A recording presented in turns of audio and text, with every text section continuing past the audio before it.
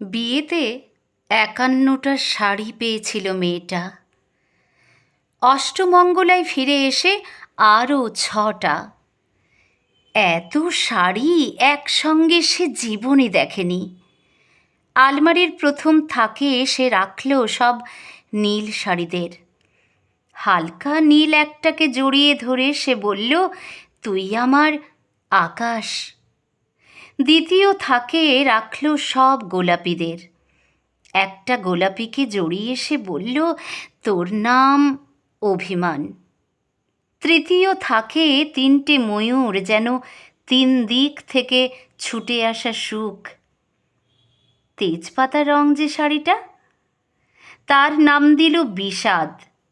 সারা বছর সে শুধু শাড়ি উপহার পেল। এত শাড়ি সে কি করে এক জীবনে পরবে? কিন্তু বছর যেতে না যেতেই ঘটে গেল সেই ঘটনাটা। সন্ধ্যের মুখে মেয়েটি বেরিয়েছিল স্বামীর সঙ্গে চাইনিজ খেতে। কাপড়ে মুখ বাঁধা ৩টি ছেলে এসে দাঁড়ালো। স্বামীর তলপেটে ঢুকে গেল ১২ ইঞ্চি। ওপর থেকে নিচে, নিচে নেমে ডান দিকে, যাকে বলে এল। পড়ে রইল খাবার। চিলি ফিশ থেকে তখনও ধোঁয়া উঠছে। এর নাম রাজনীতি, বলেছিল পাড়ার লোকেরা। বিয়েতে ৫১টা শাড়ি পেয়েছিল মেয়েটা। অষ্টমঙ্গলায় ফিরে এসে আরও ৬টা। একদিন দুপুরে শাশুড়ি তখন ঘুমিয়ে।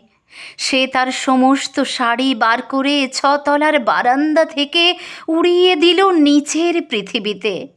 শাশুড়ি পরিয়ে দিয়েছেন তাকে সাদা থান। ১৯ বছরের একটা মেয়ে এসে একা। কিন্তু সেই সাদা থানও এক ঝটকায় খুলে নিল ৩জন পাড়ার মোড়ে। একটি সদ্য নগ্ন বিধবা মেয়ে দৌড়চ্ছে আর চিৎকার করছে, বাঁচাও, বাঁচাও, বাঁচাও। পিছনে ৩জন, সে কি উল্লাস! নির্বাক পাড়ার লোকেরা। বিয়েতে ৫১টা শাড়ি পেয়েছিল মেয়েটা। অষ্টমঙ্গলায় ফিরে এসে আরও ৬টা।